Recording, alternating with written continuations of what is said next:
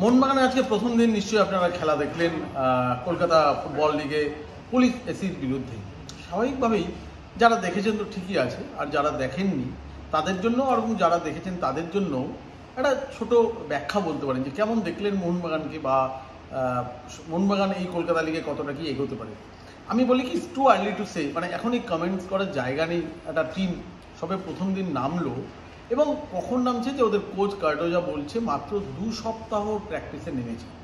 আধুনিক ফুটবলে 2 সপ্তাহ প্র্যাকটিস করে কেউ একটা টুর্নামেন্ট, লিগের মতো টুর্নামেন্ট খেলতে নামতে পারে না, যেখানে একটা লম্বা লিগ। 2 সপ্তাহ প্র্যাকটিসে না কন্ডিশনিং ঠিক করে হয়, না ঠিক করে সিচুয়েশন প্র্যাকটিস হয়, স্ট্র্যাটেজি প্র্যাকটিস হয়, যে একটা টিমের শেপ গড়ে তোলে। তারপরে এই মোহনবাগান টিমটা একদম নতুন টিম, একটা জুনিয়র দল। গতবারের দল থেকে 3 জন অবশ্যই আছে, সন্দীপ মালিক আছে, সালাউদ্দিন আছে, এবং যদি বলি যে আরেকজন আছে যে লিওন কাস্তানা।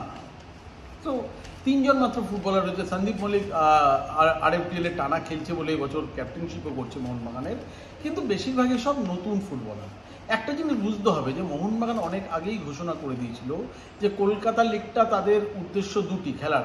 এক হচ্ছে এখন আরএফডিএল খেলা, কারণ আন্ডার 23 এখান থেকেই প্লেয়ারদের, অর্থাৎ এই টুর্নামেন্টটা খেলে খেলে খেলে সেট আপ রেডি হয়ে গিয়ে একটা সেট হয়ে গিয়ে এই টিমটা খেলবে গিয়ে আরএফডিএল, অর্থাৎ এটা হচ্ছে আরএফডিএল এর জন্য খুব ভালো একটা প্রিপারেশন টুর্নামেন্ট। এবং এটা একটা সেই স্টেজ যেখানে তুমি প্রমাণ করো যে ভবিষ্যতের জন্য তুমি তারকা হতে পারো, যেরকম লাইক দীপেন্দু এবং লাইক সুয়েল ভাট, যারা সুয়েল তো এখন ন্যাশনাল টিমেও খেলছে এবং আইএসএলেও সুযোগ পাচ্ছে।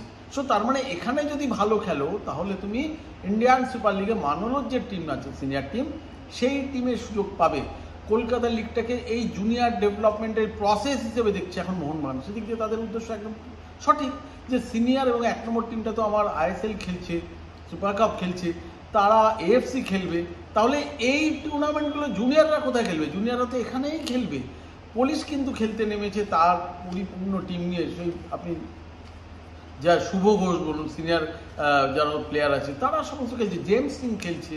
সো এরা কিন্তু সব সিনিয়র প্লেয়ার একদম, যেটা ওদের ক্ষেত্রে ফয়সাল খেলছে। ফয়সাল আজকে অসাধারণ ফুটবল খেলেছে আমার মতে। আজকে মোহনবাগান এবং পুলিশ এসির ম্যাচে কিন্তু ফয়সাল হচ্ছে আমার মতে সেরা ফুটবলার মোহনবাগানের। তবে কি দেখলাম, যে আমার একটা বক্তব্য আছে, অবশ্যই জুনিয়র টিম, আর কার্ডোজো দুটো সপ্তাহ প্র্যাকটিস সুযোগ পেয়েছে, কিন্তু মোহনবাগান ফুটবলারদের অ্যাটলিস্ট বেসিকগুলো তো ঠিক হয়। বেসিক কি, যে আমি যখন দুদিক থেকে, ধরুন আমি উইংয়ের থেকে সালাউদ্দিন যখন সেন্টার করছে, বা এদিক দিয়ে তখন আমি যে লেফট ব্যাক যখন বারবার করে ওভারল্যাপে যাচ্ছে আপনার ওই মার্শাল ফিস্কু, বা পরবর্তী ক্ষেত্রে যে মাঠে নেমেছে শিবম মুন্ডা, এরা যখন বাদিক বা ডান দিক দিয়ে যখন উইং দিয়ে যাচ্ছে, একটা সেন্টারও কিন্তু সেকেন্ড পোস্টে যাচ্ছে না, সেকেন্ড পোস্টে কি যাচ্ছে না, বা সেকেন্ড বল খেলা যাচ্ছে না।